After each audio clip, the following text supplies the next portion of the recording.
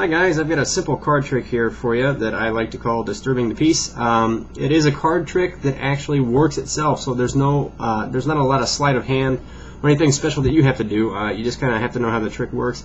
And actually this is a trick that goes with the story, and I find that when you do tricks that go with the story, you almost have to practice the story more than you actually have to practice the trick.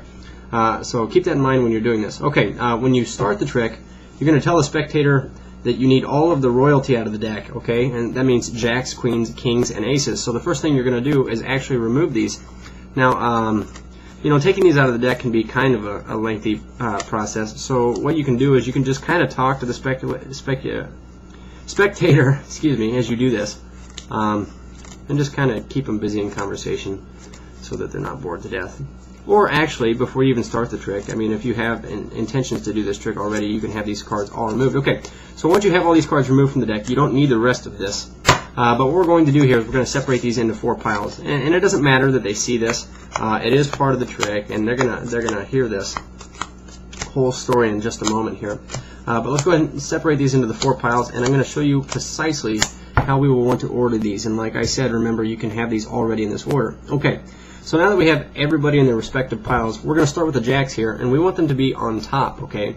The jacks followed by their buddies, the kings followed by the queens, and then finally the aces, such that when we turn this over, it'll be in that reverse order. And remember, the jacks are on top of the deck.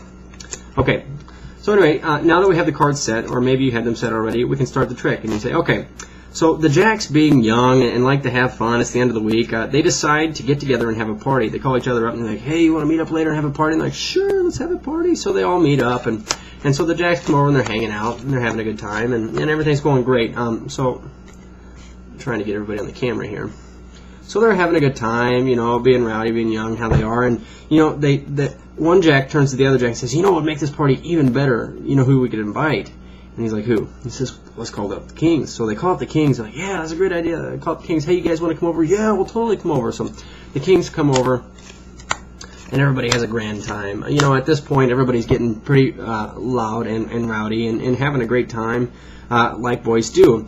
Anyway, also like boys do, they decide that it would be a great idea to invite who? Invite some girls. So who do they call up? They call up the queens, okay? And they say, hey, queens, do you want to come over and hang out at a party? And they're like, sure, we'll come over. It'll be great. So the queens come over, and they're having a great time. At this point, it's getting very loud, and things are breaking, and everybody's being obnoxious. And so the neighbors aren't too happy about this, so guess what they do?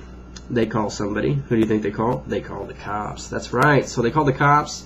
Cops come over and they decide to arrest everybody. Oh no, they arrest everybody and put them in the squad cars. Now at this point in the trick, my favorite thing to do is ask the spectator, hey, which one of these piles of royalty would you like to be put in the squad car first? And you know, maybe they point at this one over here that's very unoriginal, start on the left, but let's go with this third pile here. So you pick this up, you pick it up, and you say, okay, who next? And they say maybe these guys, and then maybe these guys, and maybe these guys. So you just pick them up, you put them back in the deck, and you say, okay, so they're on the way to the police station to get everybody thrown in jail. Not very fun. And all of a sudden, something like a deer runs out in front of the cop car on this very dark, moonless night, and the first cop car swerves, and all the rest of the cop cars go into the ditch, and there's this huge accident. So what we're going to do is we're just going to keep cutting the deck a few times. I mean, just there are tires rolling everywhere, you know, horn going off, headlights broken. It's just a big mess. You can even cut one card if you want. So you sit here and you cut it. And actually, what I like to do is I like to let the spectator, the audience members, cut the deck for me. Now notice, as I'm cutting the deck, I'm taking the top cards off and putting the bottom cards to the top. The important thing here to remember is this. A cut is not where you take all these cards and put them all over the place and then put them back together. That's not a cut. That is a shuffle. And we don't want a shuffle. We just want a complete cut. Okay, so we've cut this deck several times. And you say, okay, as the cops are trying to find all the perpetrators, all the royalty, they're kind of talking to each other in the dark, saying, hey, we'll meet you back in my place. And so as you're telling this, you're kind of setting this back down again. The cops are looking for everybody. They can't seem to find anybody anywhere. They're looking. Everybody's like, yeah, run back to your place. Okay, so they run back, and everybody escapes and runs back to their place. And the cops have no idea where they went. Okay, so how does this trick work?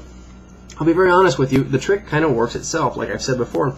And here's what I'm going to do. In order for you to understand this trick a little bit better, I'm actually going to do it again. Let me adjust the camera here. I'll do it again, but I'm going to do it with the cards face up so you can see precisely what's going on. And actually this time I'm going to do it very, very quickly without much of the story, even though that's the most important part of the story. Remember, it was jacks, kings, queens, and aces. Okay, so we had the deck in this order, and remember, when I had started this card trick, each pile had one of each card in it, but when I ended the trick, all the cards were in their respective piles. How does this happen? Okay, so we put out the jacks. Jacks are having a good time, recall.